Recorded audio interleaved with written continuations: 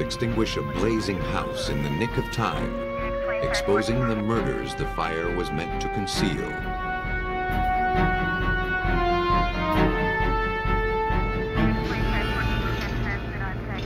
A woman's death in her bathtub looks like an accident, at least at first.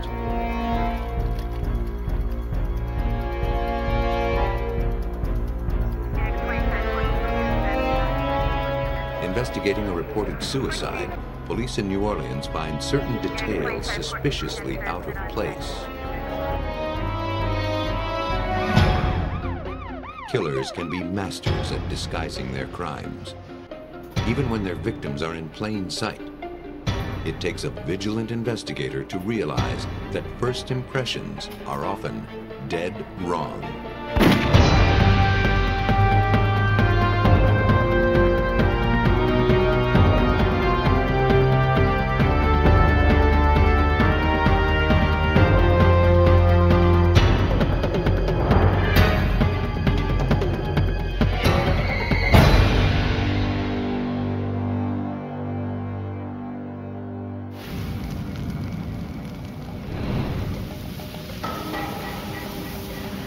Small town of Benton, Virginia, on August 29, 1994, a passing motorist saw smoke rising from a house just before dawn. Firefighters battled the blaze for several hours before bringing it under control. Okay, can you give me your status? You making any headway on the fire?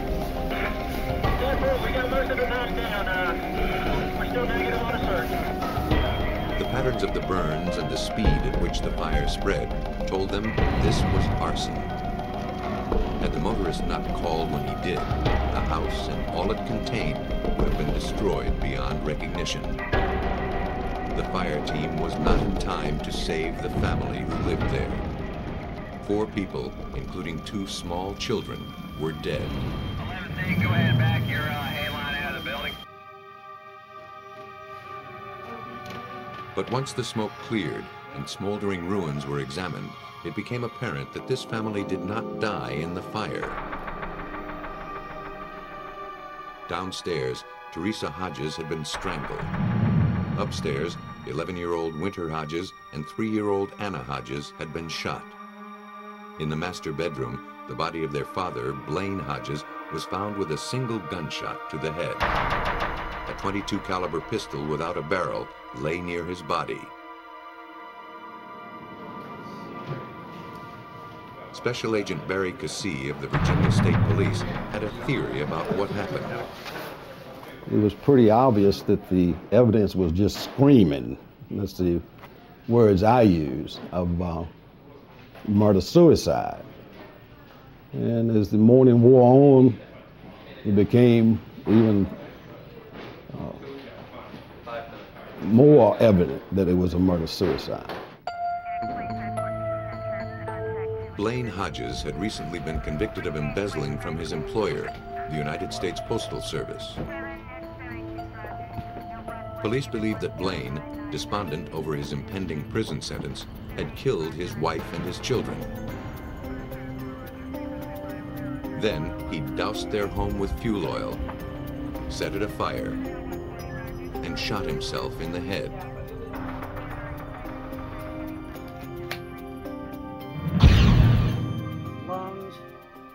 At autopsy, Dr. David Oxley, Deputy Chief Medical Examiner of Western Virginia, began to doubt the murder-suicide theory.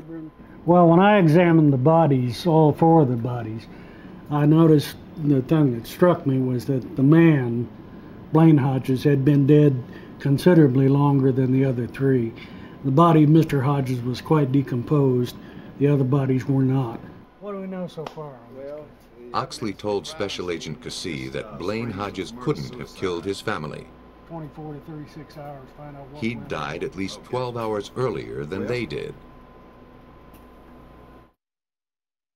The gun collected at the scene also raised questions. The bullets retrieved from the victims were all .22 caliber, the same as the pistol retrieved next to Blaine Hodges. The pistol's serial number had been filed off, making it impossible to trace. Its missing barrel also hampered investigators. A gun barrel leaves spiral marks called lands and grooves on every bullet that passes through. The bullets recovered from the victims had these markings, meaning they came from a gun with a barrel. Forensic Supervisor William Conrad of the Virginia Division of Forensic Science was convinced that someone besides Blaine Hodges must have pulled the trigger. With the barrel removed and rifling being present on the father's bullet that was taken from his head, would indicate right away that he could not have fired that shot. There's no way he could have shot himself in the head and then removed the barrel. That wouldn't have happened. Conrad wasn't convinced this was even the real murder weapon. The bullets taken from the bodies were marked with 6 lands and grooves. Reference manuals for the gun found at the crime scene showed its normal pattern would be 8 lands and grooves. Conrad concluded the gun found at the crime scene was merely a drop gun, intended to fool the police. At a crime scene, if you're trying to frame someone or try to cover something up, you would drop a gun that's unrelated to the incident and try to trick us into thinking that was the actual weapon. What looked like a murder-suicide at the crime scene had morphed into plain murder in the forensics lab. Aside from tipping detectives off, the gun was of little use at this stage in the investigation. They had no suspects, no ballistics to compare, and apparently not even the murder weapon. All that detectives could be sure of was that someone else had killed the family, then tried to make it appear like murder-suicide. The killer had hoped the flames would consume the evidence. Detectives sifting through the ashes at the crime scene now had a new assignment: to smoke out the killer.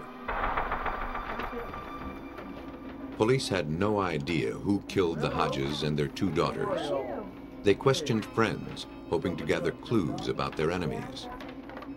Their closest friend was a man named Earl Bramblett. He frequently stayed with the family. The kids called him Uncle Earl.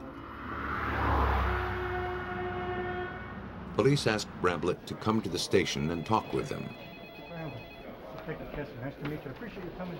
He seemed genuinely upset about the deaths. But in the course of his interview, an offhanded comment caught investigators by surprise. He spontaneously made a comment, and he said that sorry SOB, he had a beautiful family, he did them and did himself. Well, at that moment I knew Mr. Bramblett was probably involved in the murders of the Hodges family. I knew that in order for somebody to know that outside of the police, that they would have had to have been in there when the murders occurred. The media hadn't reported the murder-suicide story, and the police hadn't mentioned it to anyone outside of the force. Bramblett had revealed a detail only the killer would have known. Gassi kept his suspicions to himself. He needed more evidence before he could act on them. Bramblett agreed to come in for another interview later. When he failed to show, the police went to the motel where he was staying, since he had no fixed address. When he didn't answer the door, the detectives obtained a room key from the motel manager to make sure he was all right. Bramblett arrived just in time to stop them. Now belligerent, he dared them to place him under arrest. To the police, he was behaving like a man who was guilty. You want to arrest? You think I've done something wrong? Who believed the police would never be able to prove it. Bramblett's own words had made him a suspect, but words alone proved nothing.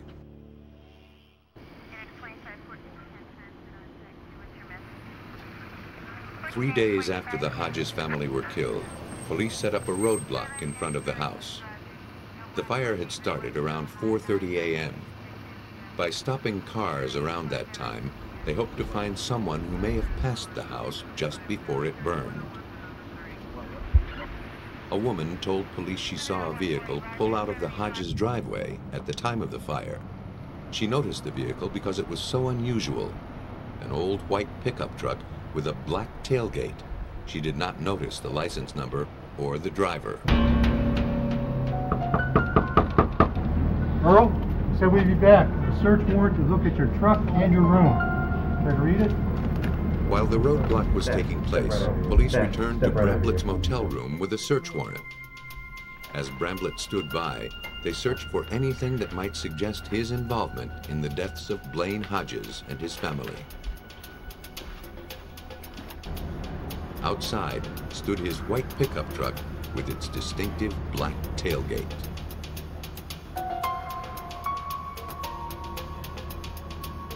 In the front seat, police saw several .22 caliber shell casings. They were the same brand and caliber as the casings found at the murder scene.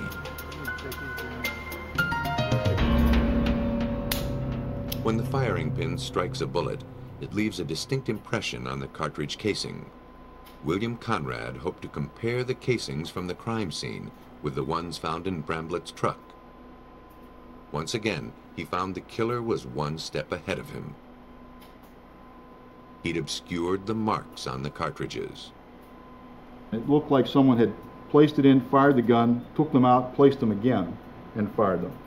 Again, it indicated that someone was trying to manipulate the evidence after the fact to try to confuse the laboratory and what was going on. Conrad would not be so easily thwarted. Among the hash of wayward marks, he looked for similarities between the cartridges retrieved from the truck and those from the murder scene. We can put the marks together, see the reproducible patterns that are present, and be able to say that the marks that you see represented on both of them were made by the same firing pin impression. After close scrutiny, he found what he was looking for. One of the cartridges from the crime scene had a strike mark identical to a cartridge from Bramblett's truck. And I found enough of those individual characteristics that I was able to say that both of them had been fired by the same firing pin, to the exclusion of any others. The cartridge casings were definitely used in the same gun, linking the drop gun to Bramblett. But that wasn't enough. Conrad still needed to find the gun that fired the fatal bullets. Meantime, detectives worked the case from another angle, trying to find out if Bramblett could have been the one who set the fire. The killer had torched the house around 4:30 a.m. on Monday, August 29th. To check Bramblett's whereabouts at that time, police went to the sign company where he worked. They learned he was scheduled to be at work at 5 a.m. the day of the fire. The same employee that routinely checks the time cards checked Mr. Bramlett's. Mr. Bramlett's card had been obliterated. That the time that he punched in on Monday morning, August the 29th, had been blacked out where you couldn't read what time he might have punched in.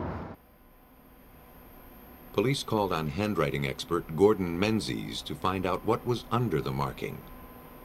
Using infrared lighting techniques, I was able to separate the ink of the overwritten entry or the obliterating entry and come up with an entry of 508 M, which was apparently 8 minutes after 5 Monday. The time card confirmed that Bramblett arrived at work after the blaze was set. But that didn't prove he was the one who set it. It only proved he had time to do it. The search for more evidence continued.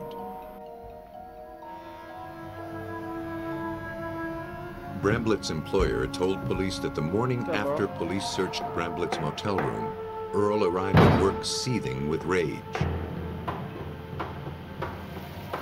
1 hour later, a co-worker noticed water running under a door. He found a pair of blue jeans thought to be Bramblett's. They smelled of the solvent used at the sign company. The manager thought them important enough to turn over to the police. Authorities hoped the jeans still held some clue to link Bramblett to the fire.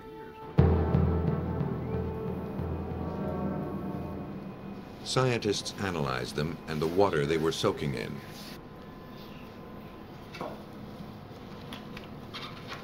To identify the chemicals in the fabric, the jeans were placed in a canister with a solvent called pentane. After they had soaked for 15 minutes, the pentane was poured off. The solvent evaporated under a fume hood, leaving behind a soup of the compounds from the jeans. The liquid was placed in a gas chromatograph. A readout identified each compound soaked out of the jeans. One was a commercial solvent used by the sign company. The other was fuel oil, like that used to douse the home of the murder victims. Investigators believed that Bramblett had tried to rinse the oil-soaked jeans clean, carelessly leaving them where anyone could find them. Though the jeans were potential evidence, they were, like everything else so far, circumstantial.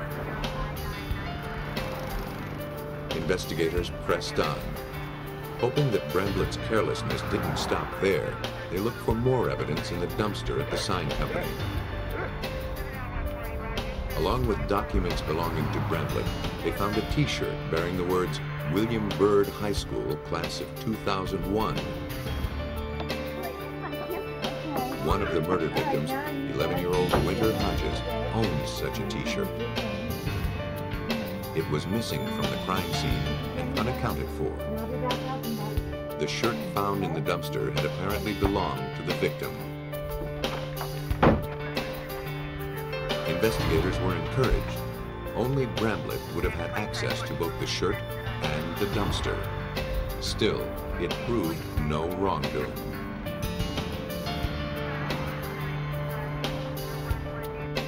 As the investigation into the deaths of the Hodges continued, Bramblett left town for good. Though Virginia police never let him out of their sight, they believed they had nothing to hold him. They didn't realize they had what they needed all along. Police were reasonably certain that Earl Bramblett killed the Hodges family, but that means nothing in a court of law. To prove it, they had to place him at the scene. The gun seemed to be the crucial element. They just didn't know how it fit. The killer had taken pains to make sure the weapon couldn't be identified. Without a serial number, it couldn't be traced. Without a barrel, investigators had no way to perform a ballistics test.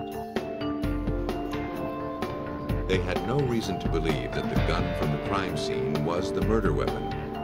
According to William Conrad's reference manual, a bullet fired from this gun would show 8 lands and grooves. The bullets recovered from the Hodges showed only 6. The weapon sat on a shelf for a year while the case against Bramblett stalled. Then, on an unrelated investigation, Conrad ran across a weapon of the same brand as the gun in the Bramblett case. He test-fired the gun and was surprised to find that the bullets had 6 lands and grooves instead of 8. The reference manual had been wrong. Conrad now knew that the gun found in the Hodges house most likely was the murder weapon. The killer had removed its barrel because he thought it would make the gun untraceable. But through the cartridge casings and other forensic evidence, police found their man. By linking the gun to Earl Bramblett, the police had gathered the final piece of evidence they needed to prove he was the killer. Then, his sister in Indiana provided information about the possible motive. Bramblett, apparently feeling threatened, had sent her a huge number of audio tapes for safekeeping. He told her to send them to police if something happened to him. When she heard her brother was in trouble, she forwarded them to the Virginia authorities. In his audio-taped diaries, Bramblett spoke of his more than casual attraction to the Hodges' 11-year-old daughter. Bramblett had once been a suspect in the disappearance of 2 small children, but his involvement had never been proved. According to the tapes, Bramblett began to believe that Blaine Hodges, faced with prison for embezzling, had become a police informant. In his delusions, Bramblett had decided Blaine was using his daughter to entrap Bramblett as a child molester.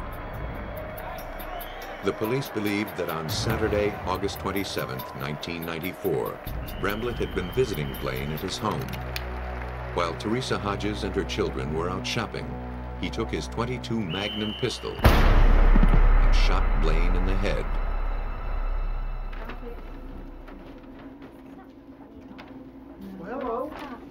According to friends who saw them later that day, Bramblett told Teresa when she came home from shopping that Blaine, despondent over going to prison, needed some time by himself.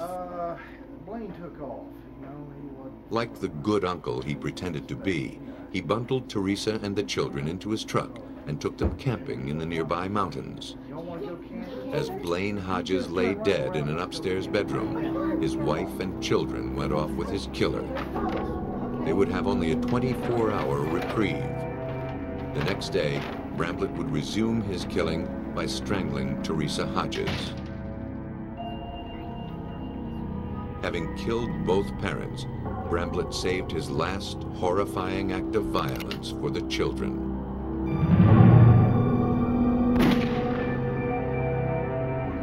He then put the murder weapon next to Blaine Hodges' body to make it appear that Blaine had killed his family, then himself.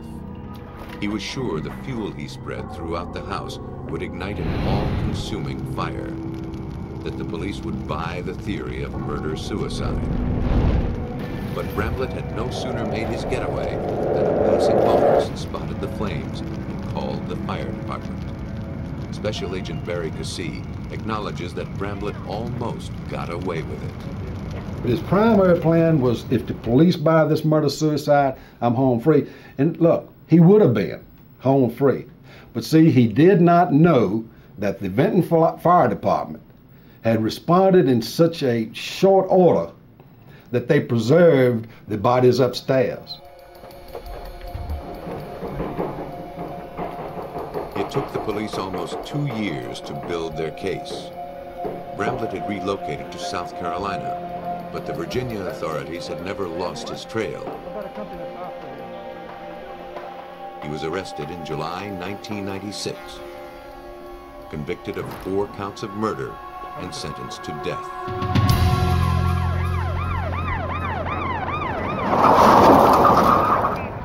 Killers can disguise their crimes in many ways, but the truth often lies just below the surface. On April 29, 1997, police in the suburban Philadelphia community of Marion, Pennsylvania, arrived at the house of Craig Rabinowitz. He'd called 911 to report his wife unconscious in the bathtub.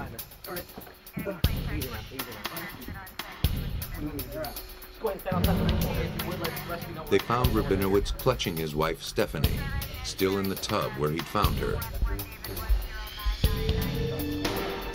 He told police he'd discovered his wife on her side, her head underwater. He had no idea what caused his wife to drown. Paramedics tried to revive her, but she was dead. Detective Charlie Craig saw no signs of foul play in the death of Mrs. Rabinowitz.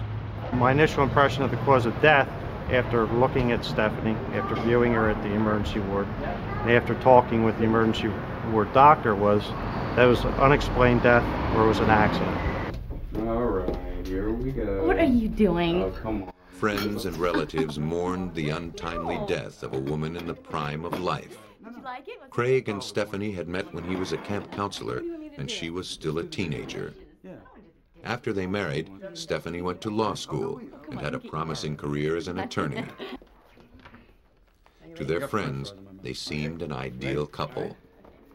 Now, their happiness had come to a tragic end.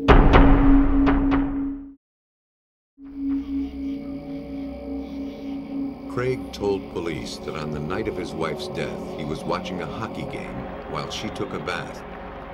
He heard a thump coming from the bathroom, like the sound of a shampoo bottle hitting the floor.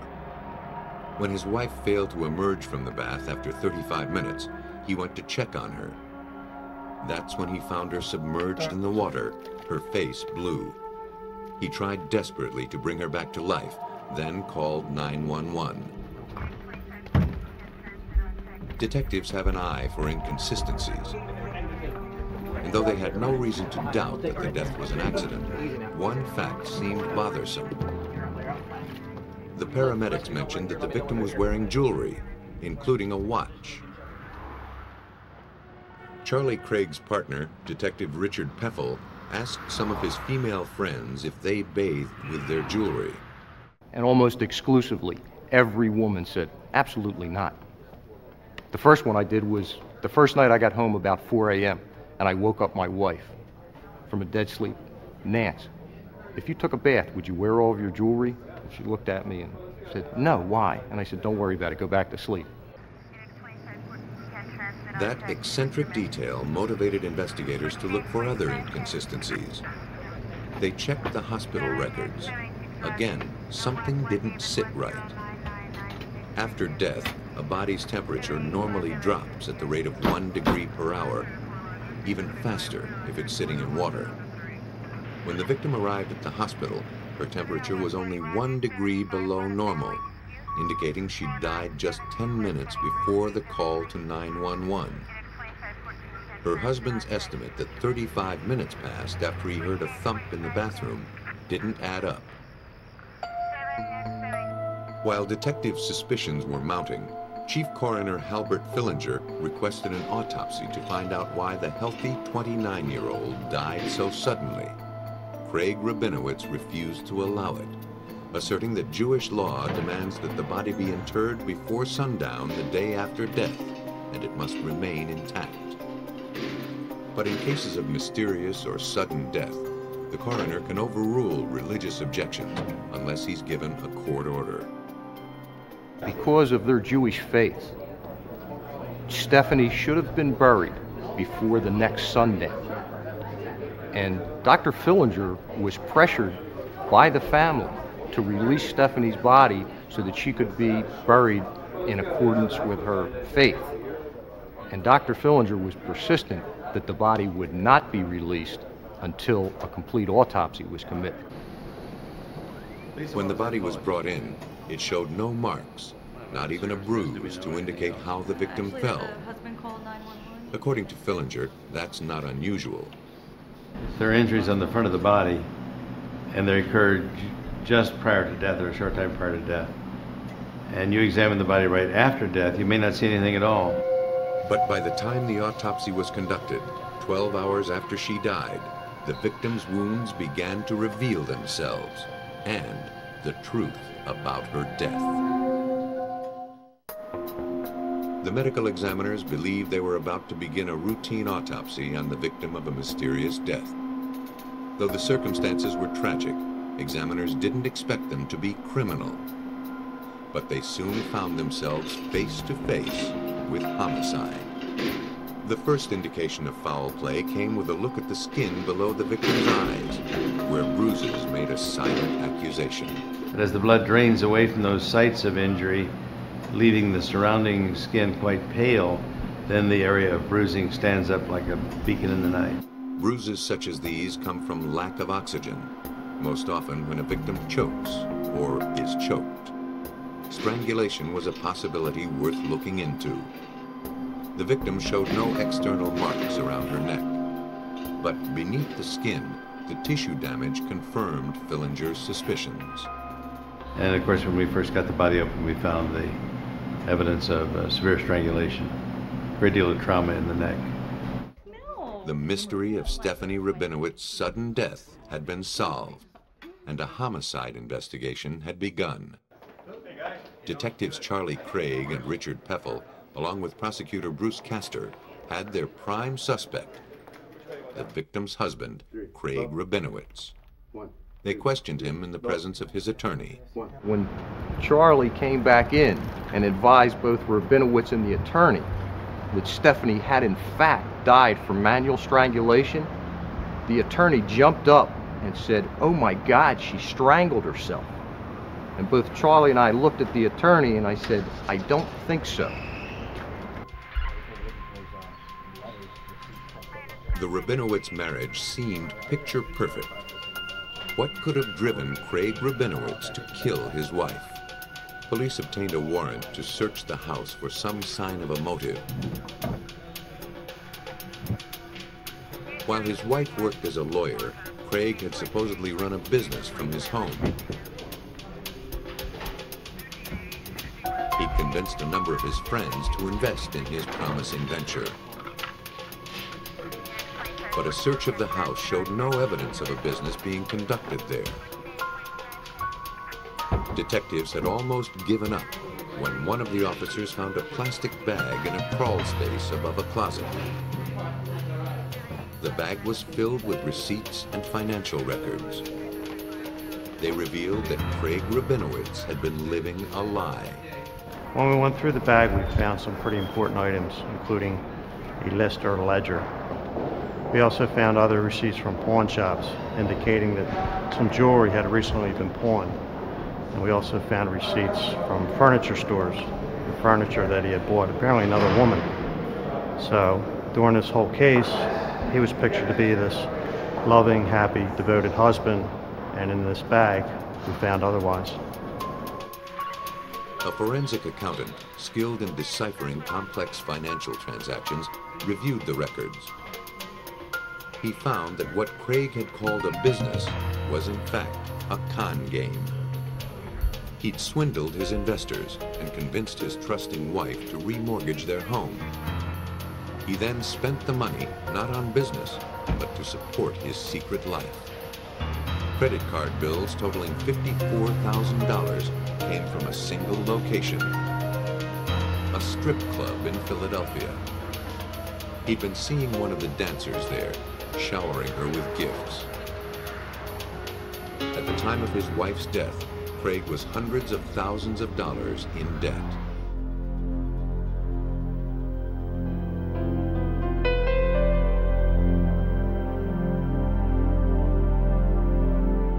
Desperate for money, Craig had taken out 2 insurance policies, each for $1.5 million. One was for his own life, the other for his wife.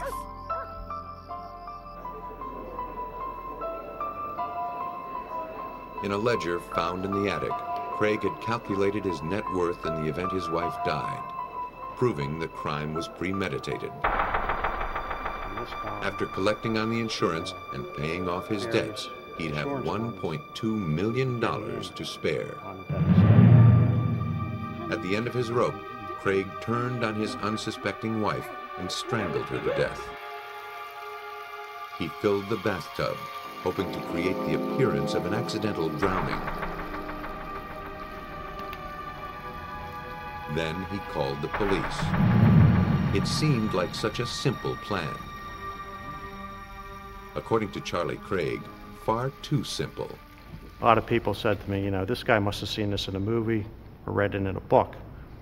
Well, as it was coming close to trial, that kind of stuck in my mind, and I got the photos back out because I remember there was some book that had something to do with death. A book on Rabinowitz's desk had looked out of place when police searched his home. The author claimed that few deaths are followed by an autopsy. Craig Rabinowitz was a con man.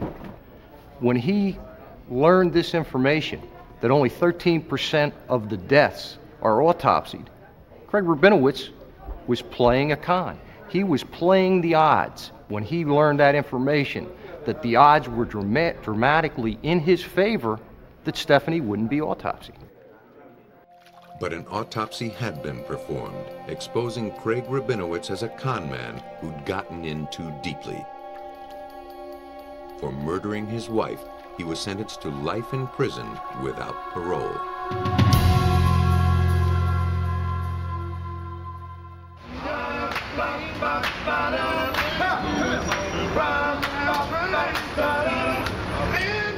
Lurid events take on a life of their own. On the streets of any town, people love a good scandal, especially when it involves respectable citizens. In New Orleans, a town not easily shocked, investigators found themselves in the middle of a scandal that made the Big Easy a little queasy.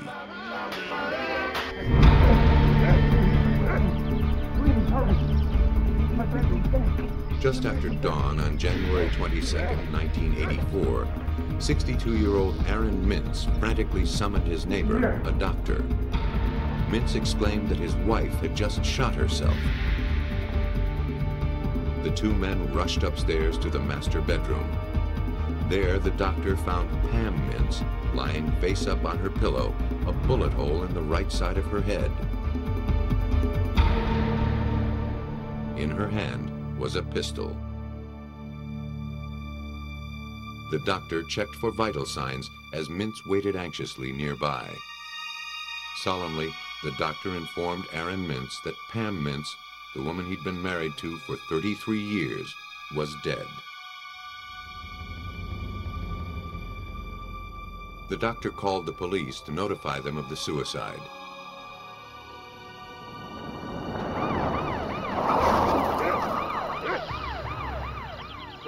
They arrived to make a report.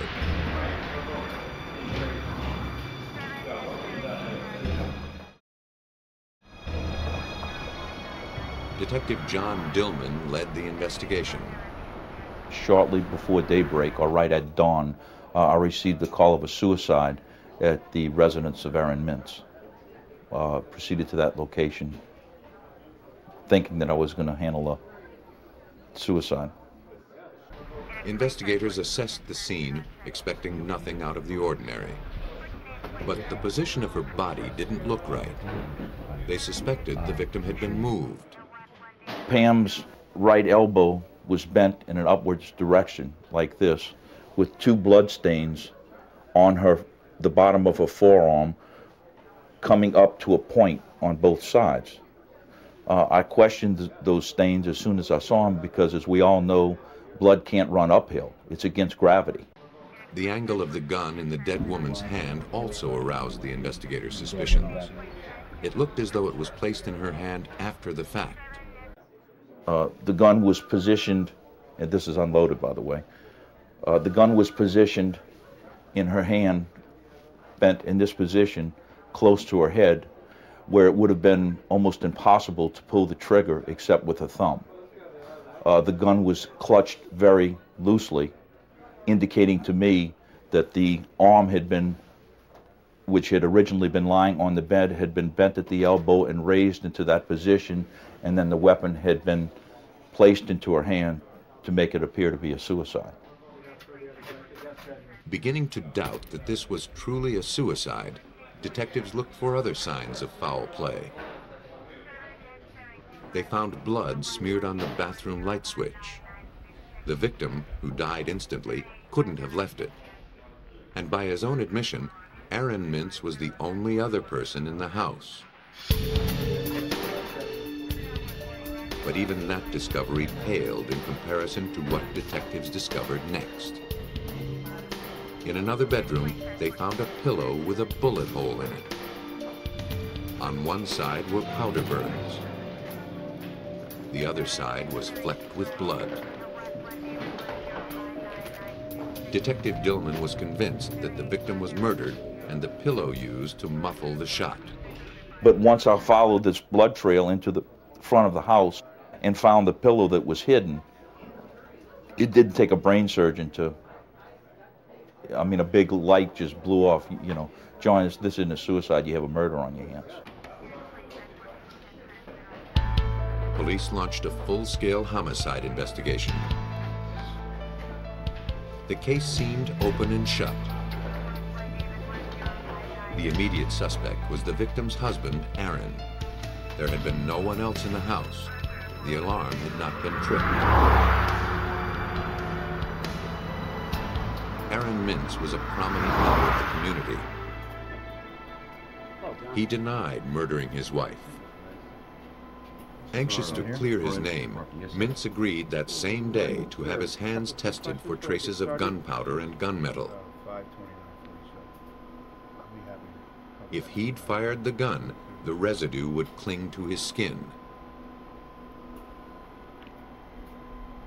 But Aaron admitted he had washed his hands before the test was conducted. The results were negative. The test failed to prove Aaron killed his wife, but neither did it prove him innocent. Investigators turned their attention to the evidence collected at the house. They focused on the bloodied pillow found in the other bedroom and the switchblade from the bathroom. In 1984, when the crime occurred, DNA testing was not yet available. But the blood type matched the victim's.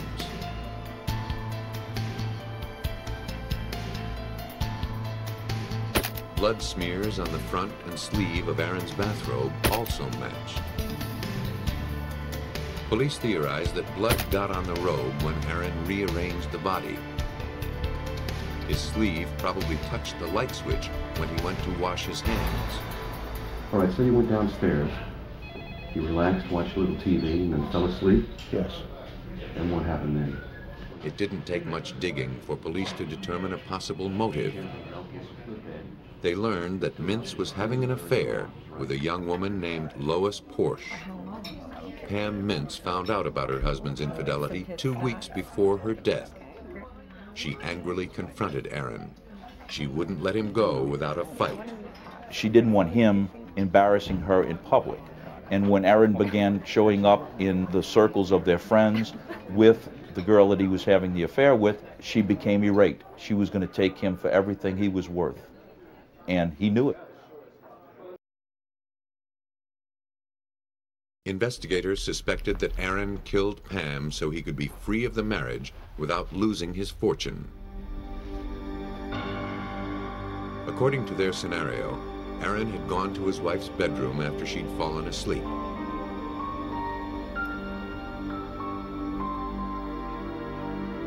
He shot her in the head, using the pillow to muffle the sound so as not to alert the neighbors. That would have bought him plenty of time to rearrange the scene, making murder look like suicide. Mintz was charged with murder. To handle his defense, he hired prominent New Orleans attorney Michael Fowler. Like most of those who knew the accused, Fowler was surprised by his arrest. I would found it most unlikely, that he would have been a subject of a homicide investigation. But by the same token, I didn't know that he was having an affair. The case was sensationalized in the local press, which gave major coverage to the blood-stained pillow. In the court of public opinion, Aaron's guilt was a foregone conclusion. But in a court of law, the prosecution faced a serious challenge. You realized that you had an ability to win this case, but you had to do it in terms of the forensics. You had to be able to negate a bunch of different things. To clear Aaron Mintz, the defense relied on forensics to dismantle the prosecution's case, one piece at a time. A blood-stained bathrobe, a smeared light switch, and a bullet-pierced pillow. This was the evidence presented in the death of Pam Mintz. I went upstairs and I found Palmer. We've been over this before. I know that. To the prosecution, it pointed to Aaron Mintz as a murderer. I saw my wife dead on the bed. But the defense saw things differently. They began with Aaron's bathrobe, smeared with his wife's blood. Aaron claimed he'd been dozing in front of the TV downstairs in the early morning. Startled awake by a loud noise, he went to investigate. When he found his wife's body and the gun in her hand, his first reaction was to take her in his arms, hugging her. According to defense attorney Michael Fowler, this scenario also explains the blood on the light switch. After Aaron had embraced his wife, he turned the light on as he was exiting the room, made every reason why there would be blood there. There was blood on the light switch in the bathroom. That made sense because at a point he went into the bathroom and washed his hands.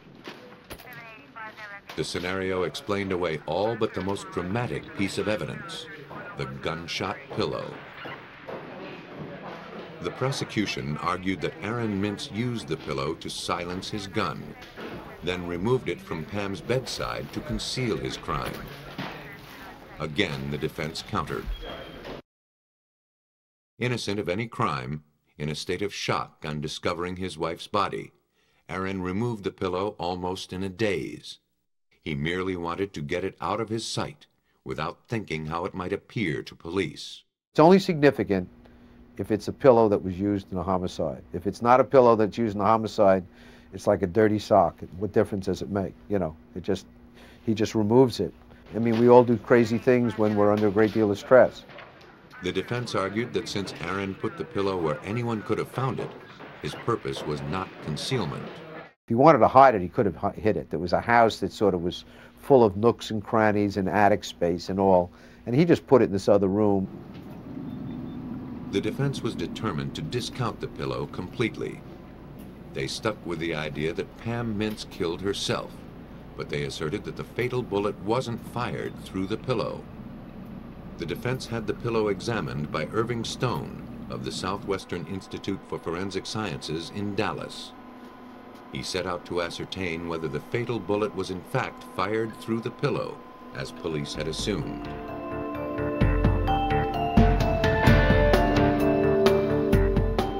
Using a weapon of the same caliber as the gun that killed Pam Mintz, Stone conducted tests to simulate what would happen if a gun were fired through a pillow into a human head. As a target, he used a sponge soaked in simulated blood within a heavy plastic bag. Stone shot the bag through the pillow from various distances. He demonstrated that if a pillow had been used to muffle the fatal shot, a great deal more of the victim's blood would have ended up on the pillowcase. What would have happened as the bullet passed through the pillow into the head, with the pillow being 6 to 10 inches from the head, then there would have been backspatter of blood that would have spattered back on the reverse side of the pillow. Well, there was none of this there. The blood on the pillow at the crime scene was hardly noticeable. By contrast, in the laboratory, blood was spattered and stained over a wide area. Stone also showed that a bullet fired through a pillow would have left fragments of the pillow behind. You expect to find cloth, fibers, some other type of polymeric fill material at or around the wound, and actually into the wound itself. I've seen where cloth fragments have been caught by the bullet and just carried right into the wound. There were no reports of pillow fragments on the bed where the victim was found. Likewise, the coroner found no traces of the pillow in the wound. For Stone, there was only one conclusion. The fatal bullet was not fired through the pillow. But a nagging question remained. What was the pillow doing there in the first place? On the one hand, we had no obligation to explain the pillow. Once we were able to explain it was not used in a murder, in a homicide. On the other hand, it was there, and we had to deal with it. The prosecution had portrayed the victim as a wronged woman, murdered so her husband could pursue his affair. But the defense painted an entirely different picture. They portrayed Pam Mintz as a vindictive woman with a long history of emotional distress. Her husband's betrayal had been too much to bear, the defense asserted. She plotted the ultimate revenge. She would kill herself, but in the process, she'd frame her husband for murder. The gunshot pillow would play a starring role. The Mintz's housekeeper testified that she'd seen the victim leaving the house the day before she died, carrying what appeared to be a pillow along with the dry cleaning. Earlier in the day, she'd seen a gun lying on Mrs. Mintz's bed. The defense suggested to the jury that Pam, out for revenge, fired a bullet through the pillow herself. Then she left it at her bedside as she prepared to end her life, knowing that it would appear that her husband had killed her. But there was no way to prove the victim had fired a pistol the day of her death. The police had made no attempt to test her hands for traces of gunpowder. Fowler believes this was a critical mistake. Despite the fact that she was then undergoing an autopsy, or was about to undergo an autopsy, and her hands had been bagged, the police lab never swabbed her hands, so nobody ever knew, and to this day they never know if there was any residue on her hands. They had every opportunity to do it, they just didn't do it. If a test had shown that Pam did not fire the gun, the police would have had clear evidence the case was not a suicide. If the test had shown Pam did fire the gun, it would have cleared Aaron of guilt. But Dillman thinks the test results might have been misleading. I did not order testing on a trace metal test on Pam Mintz's hand due to the fact that it really was irrelevant. We knew that the gun had been placed in her hands, metal had touched her hands, so any type of a trace metal test would have proved positive. That didn't prove anything. When the case went to trial, the prosecution was confident of the evidence it presented. But the jury found otherwise, accepting the defendant's version of what happened the night Pam Mintz died. The defense claimed she'd put a bullet hole in a pillow and placed it at her bedside as she prepared to end her life. In this way, she hoped to exact retribution on her husband from beyond the grave. But careful forensic analysis of the evidence had foiled her plot. Aaron Mintz was found not guilty in the death of his wife. If hiding the body is not an option, then hiding the crime is the next best choice. But a seamless veil of deception is difficult to weave. At a crime scene, investigators are always looking to challenge their own assumptions. A battery of forensic tests gives them the means to do it. Whether an alibi is grandiose or utterly simple, if it's based on a lie, it won't withstand close scrutiny.